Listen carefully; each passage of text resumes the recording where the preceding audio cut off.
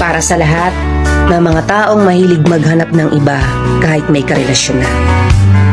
Hindi na tayo bata para maghanap ng mga bagay na wala. Siguro nga, may mga bagay na wala sa kanya, kaya hinahanap mo sa iba. Pero hindi mo ba naisip na sa bago mong ipinalit, meron ding mga bagay na wala sa kanya? Patuloy mo na lang bang hahanapin yung mga bagay na wala? Bakit hindi ka na lang kaya makontento sa kung anong meron ka?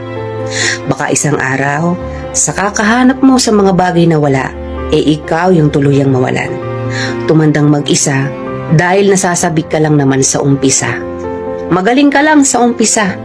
Sa umpisa kung saan nandun pa yung kilig, wala pang problema at wala pang hindi pagkakaunawaan. Huwag ka masyadong mapaglaro pagdating sa pag-ibig. Huwag pairalin yung damdamin na sa una lang lahat gagawin. Matuto tayong pahalagaan ng mga taong tunay na